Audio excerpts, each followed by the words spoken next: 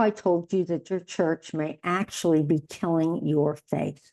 You know what I mean? Those emotional highs, hands in the air, tears flowing, everyone caught up in the moment, feeling spiritually invincible. But there's a dark side, a dark truth that some don't want you to know about. These spiritual highs aren't feeding your soul, they're starving.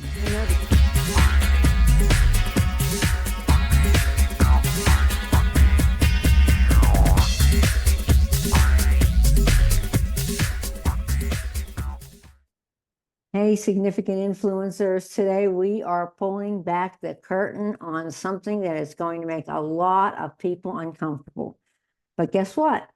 Sometimes the truth hurts before it heals. I want to talk about those amazing spiritual highs that you get in a revival or a church. And I'm not saying that these are bad. These are beautiful moments where you feel like you're floating on cloud nine. You're totally connected to Him, to the divine. What if I told you actually that these experiences might be a part of a bigger problem? And let me drop a shocking statistic on you. Every single year, 6,000 to 7,000 churches shut their doors forever. Like they're gone, they're finished. Let me say that again, 6,000 to 7,000 churches in America shutting their doors forever. They are gone. Why? I believe because they are addicted to something more dangerous than any drug. I call it the quick conversion high, okay? Now you want to think about it. Have you ever been to one of those revival meetings where someone has had this incredible transformation? I have. I've watched it. I've been there myself. They're crying, they're laughing, they're speaking in tongues. It's the whole scene. But then fast forward 1 week later, and where are they? Right back where they started, desperately searching for their next spiritual fix. And here's the dark truth that many people don't want you to know about.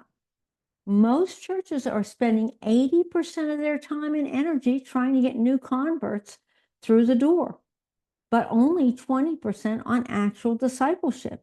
It's like running, I don't want to say it this way, but it reminds me of a spiritual pyramid scheme.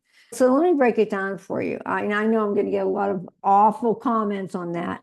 That's the way it is. Number one, you get these emotional experiences are there for the Lord. The Lord, the Holy Spirit is there. He's creating these beautiful experiences. And one time, I have to tell you, I got really angry about it because I saw that very thing that I just described to you. Someone just had massive transformation that night. And 2 days later, they were back the same way they were before. I said to God, why do you do this? Why do you do this? And the impression I got in my heart is I love my people so much. I want them to not only just experience me, but to hold on to that experience. I said, but some of them don't. He said, but that doesn't prevent me from doing it anyway, Laura. So people get hooked on the feeling. Hooked on the feeling. Oh, some of you are not old enough to remember that song, but when the high wears off, they're going to come back for more. And it's a repeat. But here's where it gets really twisted. While everyone's chasing these spiritual highs, real faith, the kind that actually changes lives, is dying. I sincerely believe that. And let me go on before you just shut me off here. Churches have become like spiritual drug dealers. They push quick fixes instead of real relationships with God and real relationships with others, because those things take time. Listen, I know this is going to be hard to hear, and maybe you're feeling called out right now. Maybe you're feeling a little angry. That's good. That means the message is hitting home. But at any rate, if you're new to the channel, my name is Laura G. And really from the moment I experienced the Lord's presence, that was 35 years ago, I saw a bright light in a teeny tiny little town called Higgins, Texas. And I've never, since that time, stopped absorbing the word and teaching from it. And at the urging of some of my mentees, I'm really going to finally make public some of the revelations that God has given me over the last 25 years. And those revelations has changed my life. They've revolutionized my life and the lives of others. And I always like to say my journey to freedom, it seems to me took forever, but yours doesn't have to. God really, he took me from being a disconnected and a disrespected person to helping others birth their destiny. And that's why they call me the Destiny Whisperer. I just want to plant my flag real quickly so you know exactly who I am and what we're about. I believe that the world of religion, we call it war, seeks to enslave you with normal, ordinary, and average. And I'm not having any of that. But I say, God designed you to be significant, period. He died. That should say everything to you. At any rate, let's go back. The solution here for what we've been discussing is not comfortable, but it is necessary.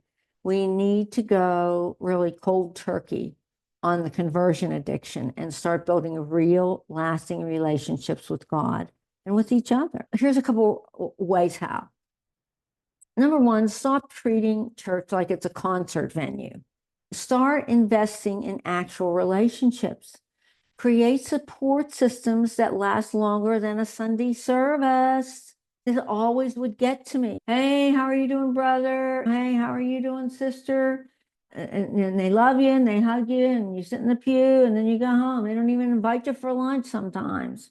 And I'm not picking on any one denomination, any one church, any one organization. This happens everywhere. How do I know that? I hear it. People tell me that. So number four, focus on growth, not just emotional experiences. I got off track here a little bit, so let's go back again.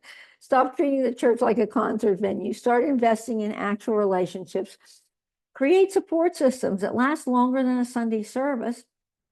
Focus on growth, not just emotional experiences. And I know that some of you are thinking, but those spiritual highs feel so good. Yeah, they do to me too, but so does sugar. But try living on nothing but candy and really see how that works out for you. Here's the reality check. True faith isn't about feeling good all the time. It's about building something real, something that lasts. It's about community. It's about support. It's about actual spiritual growth. It's about discipling, making mentors.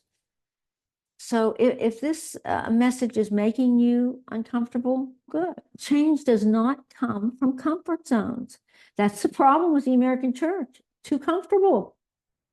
The truth is we need to stop enabling this cycle of spiritual addiction and start building something real. If you're ready to break free from your spiritual high cycle and you're ready for something really authentic, let me know in the comments below. And if you're brave enough to face this truth, hit the subscribe button, join our community of real seekers. Remember, the truth will set you free, but first it might make you really uncomfortable. At any rate, I've enjoyed being with you today, and I hope I've given you some thoughts to ponder. And if you like what you hear and you want to hear more and you want to know more about how to start this kind of a journey, then down below, you're going to see a survey, an inner healing survey. Go ahead and take that and share this with your friends as well, too.